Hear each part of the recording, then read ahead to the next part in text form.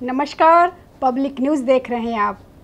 जगदीप धनखड़ का उपराष्ट्रपति के पद से इस्तीफा अभी तक चर्चा का विषय बना हुआ है।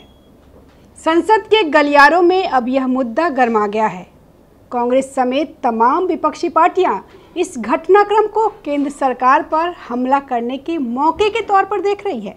जगदीप धनखड़ की बढ़ती हुई महत्वाकांक्षाएं अगर समय से न रोकी जाती तो सरकार के लिए बहुत मुश्किल पैदा हो जाती।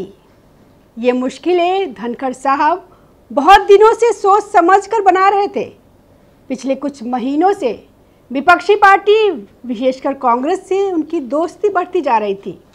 जब भी किसी विपक्षी नेता से मिलते या किसी सार्वजनिक मंच पर जाते तो सरकार की नीतियों को गलत बताने लगते थे।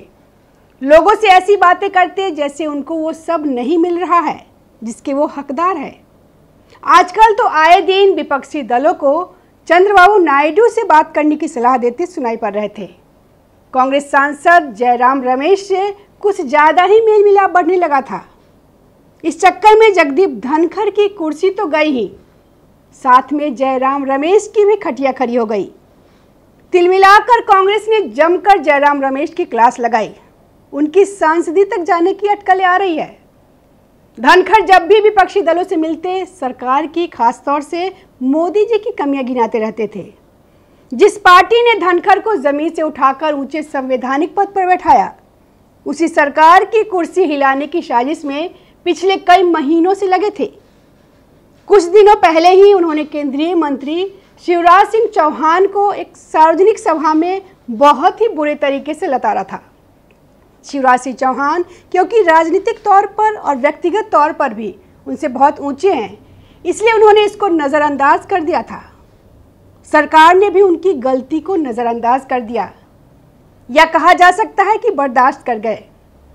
और इतना ही नहीं, वे किसी भी केंद्रीय मंत्री के पीए को कभी भी बुला लेते थे और ऐसा ट्रीट करते थे मानो वे कोई छोटे लेवल के कर्मचारी हो, जैसे वे उन्हीं के कर्मचारी हो। उनका यह मानना था कि वो एक बहुत बड़े सरकारी पद पे विराजमान है, इसलिए सारे कामकाज उन्हीं से पूछकर उनके हिसाब से ही होने चाहिए। उनकी महत्वाकांक्षा इतनी बढ़ गई थी कि एक तरह से वो सरकार के पैरलर में अपनी सरकार खड़ी करने लगे थे। हद तो तब हो गई जब अप्रैल के महीने में अमेरिका के vice president JD Vance Bharat आए थे। उन्होंने उनसे खुद की एक औपचारिक मीटिंग कराने की मांग कर दी। उनके हिसाब से क्योंकि वे भी भारत के उपराष्ट्रपति हैं, इसलिए उनका जेडी वेंस से मिलना ज़रूरी है। इससे पहले किसी भी उपराष्ट्रपति ने ऐसी डिमांड नहीं की थी। जगदीप धनखड़ को तो राजनीतिक ताकत दिखानी थी, उनको मोदी जी से बराबरी करनी थी। वे भूल गए कि भारत और अमेरिका में वाइस प्रेसिडेंट की हैसियत एक जैसी नहीं है और जेडी वेंस भारत में ट्रंप का प्रतिनिधित्व करने आए थे। वे वाइस प्रेसिडेंट की हैसियत से नहीं आए थे, इसलिए उनकी मीटिंग नहीं कराई गई। इसको भी उन्होंने बहुत नाराज़गी दिखाई। उनकी पर्सनल मांगें भी बहुत ज़्यादा बढ़ने लगी थी। वे अपने लिए राष्ट्रपति जैसी बुलेट प्रूफ गाड़ी की मांग करने लगे थे। उनको भी वही वाला फील देना था। ये सब तो सरकार जैसे तैसे बर्दाश्त करती रही। गौरतलब है कि उनके दामाद का संबंध रॉबर्ट वाड्रा से बताया जा रहा है। मतलब साफ जाहिर है कि उनका संबंध कांग्रेस से कुछ ज़्यादा ही चल रहा था। सरकार फिर भी इसको बर्दाश्त कर रही थी। सरकार की महत्वपूर्ण जानकारियां कांग्रेस तक पहुंचाई जा रही थी। विपक्ष पहले जहां धनखड़ को सरकार की कठपुतली कहता था, अब वही विपक्ष उन्हें संविधान के रक्षक की तरह प्रस्तुत करने की कोशिश कर रहा है। कांग्रेस, राष्ट्रीय जनता दल और समाजवादी पार्टी ने उनके अचानक इस्तीफे पर सवाल खड़े किए हैं। अटकलें हैं कि कहीं उन्हें जबरन इस्तीफा तो नहीं देना पड़ा। सूत्रों के मुताबिक इस पूरे प्रकरण में कई राज दफन है जो अब धीरे धीरे उजागर हो सकते हैं। सबसे दिलचस्प बात यह है कि दिल्ली में विपक्षी गठबंधन इंडिया की बैठक हुई, लेकिन इसमें टीएमसी ने हिस्सा नहीं लिया, जबकि उनके सांसद दिल्ली में ही मौजूद थे। इसका सीधा कारण धनखड़ के प्रति टीएमसी की पुरानी नाराजगी बताई जा रही है। टीएमसी तो धनखड़ के खिलाफ महाभियोग लाने को तैयार थी, लेकिन दो कांग्रेस सांसदों के दस्तखत दोहराव की वजह से प्रस्ताव ही खारिज हो गया। टीएमसी का दावा है कि यह सब जानबूझकर किया गया ताकि धनखड़ को बचाया जा सके। टीएमसी इस बात से खासा नाराज है और कांग्रेस पर अविश्वास जता रही है। 2 महाभियोग प्रस्ताव लाना चाहती थी कांग्रेस। उधर खबर है कि कांग्रेस 2 महाभियोग प्रस्ताव लाना चाहती थी, एक जस्टिस वर्मा के खिलाफ और दूसरा जस्टिस शेखर यादव के खिलाफ। धनखड़ ने पार्टी नेताओं को भरोसा दिलाया था कि वे इस पर गौर करेंगे, लेकिन कोई ठोस आश्वासन नहीं दिया था। जगदीप धनखड़ ने केजरीवाल से मुलाकात की। उन्होंने केजरीवाल को खुद बुलाकर इस मसले पर कुछ करने की सलाह दी। कांग्रेस के राष्ट्रीय अध्यक्ष मल्लिकार्जुन खड़गे से भी मिले।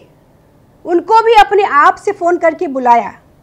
अब कहा जा रहा है कि जब दोनों को चंद्रबाबू नायडू से मिलने की सलाह दी थी, ऐसा वे पिछले कई दिनों से कर रहे थे। विपक्ष को सरकार की कमियां बताकर उन्हें चंद्रबाबू नायडू से बातचीत करने को कहते थे। सरकार जस्टिस यशवंत वर्मा के खिलाफ लोकसभा में मोशन लाना चाहती थी। एनडीए की योजना लोकसभा और राज्यसभा दोनों में एक साथ वोटिंग कराने की थी। जस्टिस यशवंत वर्मा के खिलाफ महाभियोग को भ्रष्टाचार के खिलाफ बड़ी लड़ाई के तौर पर पेश किया जा रहा था, जिसका क्रेडिट सरकार विपक्ष को नहीं देना चाहती थी। लेकिन जगदीप धनखड़ साहब ने सरकार से पूछे बिना और उसको बताए बिना ही महाभियोग का प्रस्ताव राज्यसभा में भी पेश करना चाहते थे, जिस पर किसी भी एनडीए के सांसद के साइन नहीं थे। एक तरह से सरकार के खिलाफ जाने की पूरी तैयारी थी।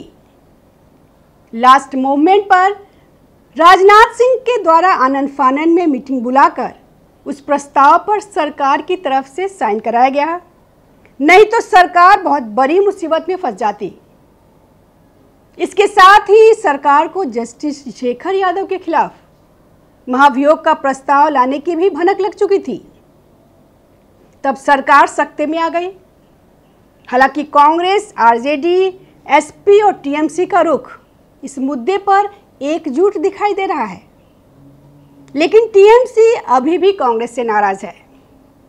उसका मानना है कि कांग्रेस ने जानबूझकर महाभियोग प्रस्ताव को फेल कराया, जिसे टीएमसी जगदीप धनखड़ के खिलाफ लाना चाहती थी और उस व्यक्ति के साथ खड़ी हो गई जिसे वह सालों से सरकारी आदमी कहती रही। धनखड़ के इस्तीफे पर कांग्रेस ने तुरंत प्रतिक्रिया दी। जयराम रमेश, प्रियंका चतुर्वेदी और तेजस्वी यादव से विपक्षी नेताओं ने केंद्र सरकार पर तीखा हमला बोला। कांग्रेस का मकसद यह साबित करना था कि बीजेपी अपने भीतर किसी तरह की असहमति बर्दाश्त नहीं करती। पार्टी पूर्व राज्यपाल सत्यपाल मलिक का उदाहरण देकर इसे साबित करने की कोशिश कर रही है। कांग्रेस की रणनीति साफ है। वह चाहती है कि अगर जगदीप धनखड़ अब सरकार के खिलाफ कुछ बोलते हैं तो विपक्ष को एक बड़ा हथियार मिल सकता है। हालांकि सूत्रों का कहना है कि सरकार भी इस चाल को समझ चुकी है और उसने इसका जवाब देने की पूरी तैयारी कर ली। धन्यवाद। ताज़ा खबरों से जुड़े रहने के लिए हमारे चैनल को सब्सक्राइब करें और बेल आइकन को दबाना ना भूलें, ताकि हर खबर की नोटिफिकेशन आपको मिलती रहे।